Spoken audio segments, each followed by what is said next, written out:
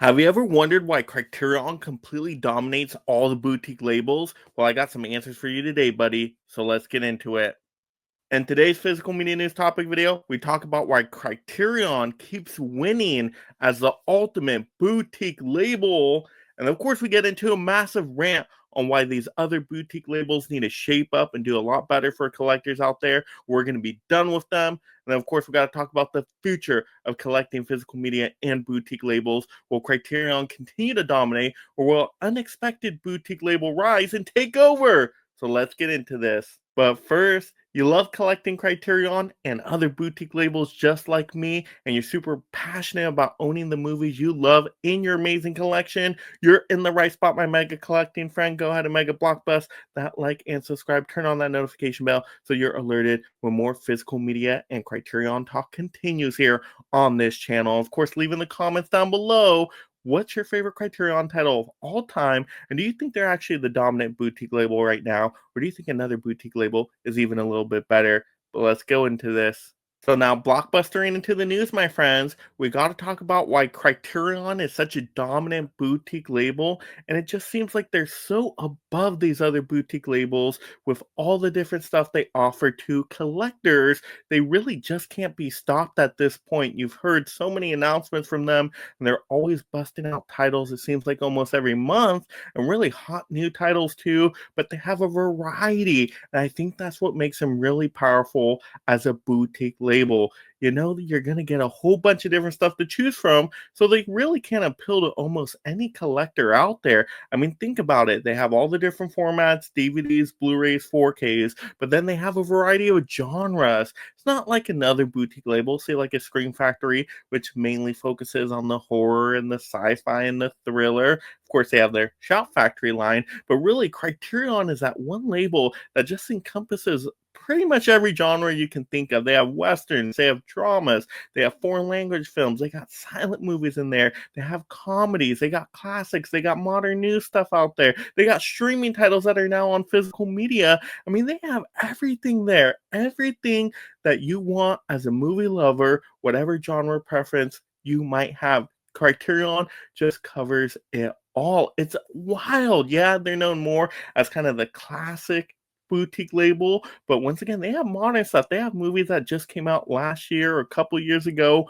on their physical media collection. So they have everything. They're for everybody out there that loves movies. And I think that's what really makes Criterion so powerful. But not only that, they keep the engine running. More and more titles get released through Criterion than it seems through many other boutique labels. I mean, yeah, there's some other labels that bust out some stuff like Kino Lorber. They're busting it out. I'll give them the credit where credit is due.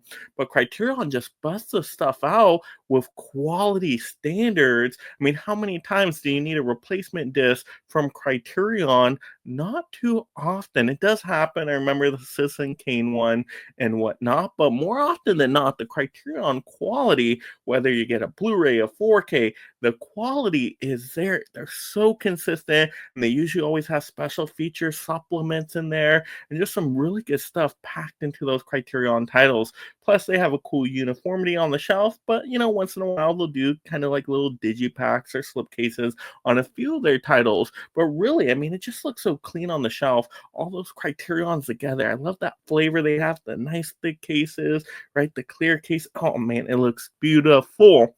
So I absolutely love what Criterion provides to collectors. And not only that, they got those Criterion sale times that are big event times for collectors. They always have that Barnes & Noble 50% off Criterion sale in July and November. So that's always so fun to prepare for. We do pre-game sale shows on this channel. We do post-game sale shows on this channel every time there is Criterion sale season.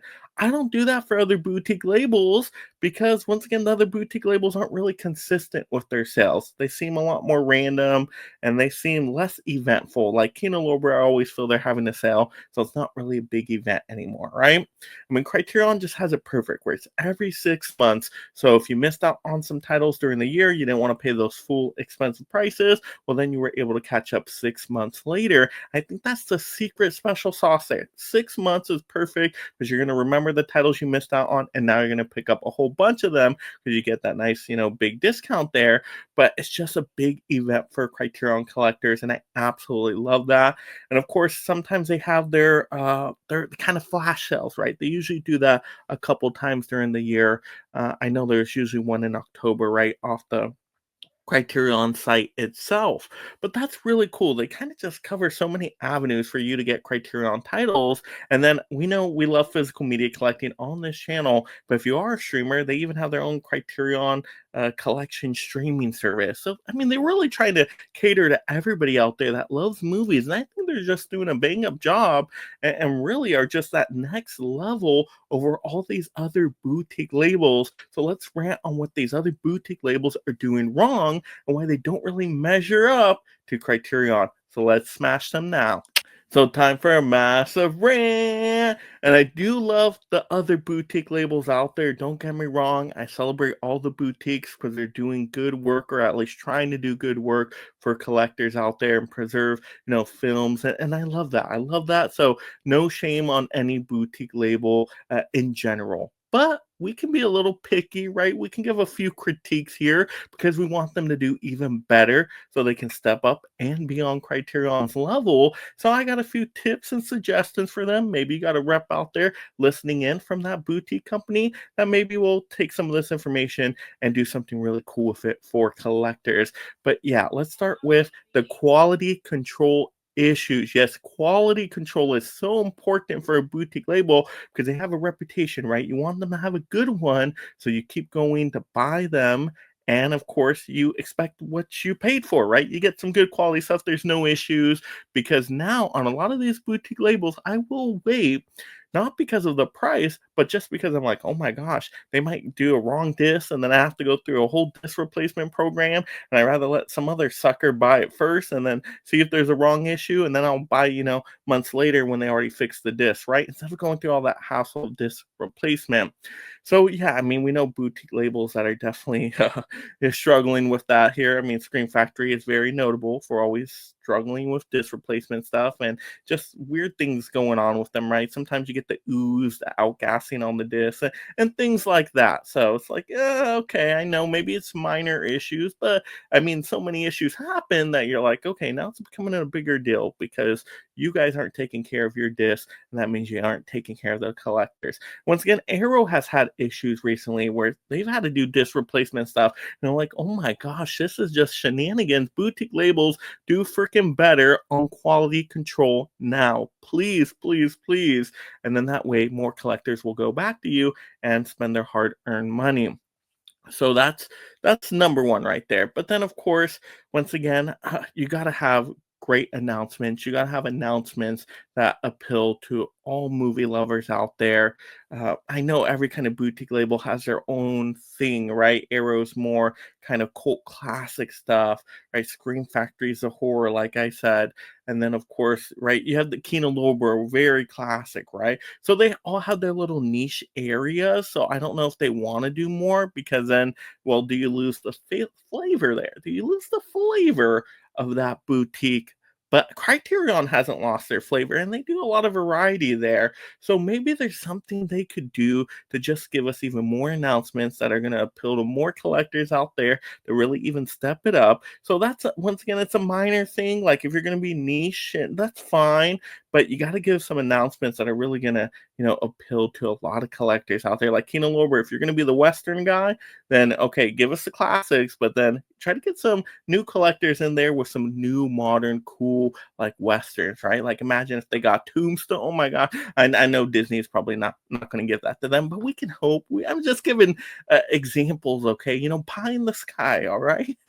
But something like that, right? Give some modern, give some classic stuff, give us a variety of genres where you can, of course, in keeping with your label line. Like I'll give an example, like Vinegar Syndrome. They've been really impressing me lately because yeah, they were known for like the schlocky, like cult stuff that was like kind of odd to some. I'm like, I don't know if I want to go down that route. Not the movies for me. But then they did some stuff where I'm like, oh, okay, a little bit more mainstream, like Cloak and Dagger. I'm like, oh, that's awesome, right? And they just had some cool stuff in there. I think Drop Dead Fred was another one. Sidekicks, Little Darlings, like these titles. I'm like, okay, more mainstream. You're getting me into your label now, and now when I'm into your label, then I'll explore a little bit more. So that's been really a cool thing they've been doing. So, like I said, I always think if you can add a little bit of variety in there, it does nothing but help your label get more exposed to more people out there, and more people get to your site and check out what else you have to offer. So I do think the variety is very helpful, and what you announce, and when you announce it too, right? And keeping the promises of announcements. That's another little side one, because sometimes these labels will jump ahead and announce something, but then it doesn't happen. They're like, oh, we lost the deal, we lost the contract, or what. You don't want to do that either. So you want to make sure it's ready to go, it's on the books, ready for release, and then you announce it. We get people pumped up for this stuff, and then we have a great time. And once again, that also goes along with my last point here, some sales, some big event sales. Now, some of these labels do that, like Vinegar Syndrome is doing their Black Friday sales, halfway to Black Friday sale,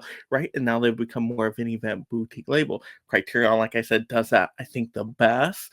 But these other boutique labels could do that. Like, I think Kino Lorber, they do too many sales. And I love sales and deals. I love it. But they're like so many where it's like, oh my gosh, like I said, they're doing it like every couple weeks or something. I'm like, hurt my brain. Like, you got to pace it. Do something where it's consistent but paced well enough so you make the sales really epic and event like. So I think other labels can definitely do that better, just like Criterion is doing. Like I said, some boutique labels do that, but like Arrow, I don't know when their sales really are. It feels like they're always kind of chasing the other labels. So when another label does a big sale, they'll like kind of jump around and put a sale near it. Like, it's just inconsistent though. Like, pick a month, pick 2 months. That way we know every year. So that's definitely important for boutique labels. Make big event sale times. And of course, when you do a big event sale, they better be a good substantial discount. Like Criterion, 50% off. Yeah, they probably overpriced their stuff in the beginning anyway. But don't tell me there's a sale arrow and I go there and I'm like, what? This does not feel like a sale. Like, don't try to play me too. Okay. Like, don't play me. Okay. I know my sales and deals. You cannot fool me, boutique labels. So you better really have a sale when you call it a sale. Okay, so that's another little side point there. But yeah, once again, this rant is all in good fun. I like what boutique labels are doing out there. These are just some tips I think they could, use to make them even better. So let's talk about the future here. What boutique label is going to dominate in the next 3, 5, 10 years? Let's get in that next. All right, so talking about the future here of boutique label collecting for physical media collectors, will Criterion continue to dominate this boutique label live, baby? Yes, I think Criterion will probably continue to dominate for the foreseeable future. I don't see any label really catching up to them. I mean, once again, these other labels are doing good work, but the match Criterion, you really got to have some bangers there to really kind of take that spotlight away. The only ones I see coming close is maybe like an Arrow. If Arrow could, take some of the tips I've given them, because there's really good Arrow stuff. Like when Arrow tries and they get some good titles and they put the good work into it, make those nice little boxes and stuff, like they can really have some great titles there. So maybe Arrow could catch up to them, but they got to be more consistent. They got to incorporate the quality control stuff better. And once again, have those big event sale times. So I could see them kind of matching Criterion there. Other labels, like, once again, I love these other labels. Don't get me wrong, like Kino Lorber, great label, but I don't think they'll be on Criterion levels. I just don't see that happening. And there's other good smaller labels out there. I'm not forgetting about, MVD and Mill Creek and Paramount Presents and Warner Archive, but they're kind of, we know they're lower tier labels, in my opinion. I love what they do, but once again, they're not like big event labels, right? And now maybe you talk about the overseas stuff with Second Sight and Umbrella. They do really great stuff too. Really nice stuff, super expensive stuff. So I don't ever think they'll be the mainstream boutique label to go to for everyone. That's why I think Criterion is just staying there. Once again, they have that deal where it's like you got great quality stuff and the price is reasonable during sale time, very reasonable during sale time for what you get, which is why I think they shine above these other boutique labels. Once again, there's other boutique labels that have great stuff, but when you look at the cost, you're like, oh my gosh, I just can't afford a lot of this stuff, right? Like, you gotta match it. Give me the quality, match it with the price to give me the great value there. I think Criterion's gonna do that the best. But like I said, Arrow could catch up with consistency. But there we go, guys. Those are just my thoughts right now. Like I said, I love collecting boutique labels. You guys let me know in the comments below your favorite boutique labels. How would you rank your top 3, top 5? What are some of your favorite titles from them? Let's have those fun movie collecting conversations down below. Of course, if you haven't already, once again, go ahead and mega blockbuster that like and subscribe. Share out this video to other people that love collecting Criterion or other boutique labels. That way we just continue to grow this amazing community and we get to talk more of the movies you love. That's what it's about. More friends to talk movies with. And of course, just have a great day watching and talking your movies. And of course, you'll love this physical media topic. Another easy way to help the channel just by blockbustering another video, watching it all the way through right now. And thank you so much, my mega membership supporters. If you love talking and collecting movies, consider joining the Mega League of Film Fans through memberships to support content creation while gaining access to perks like shoutouts, exclusive videos, and future topic choices.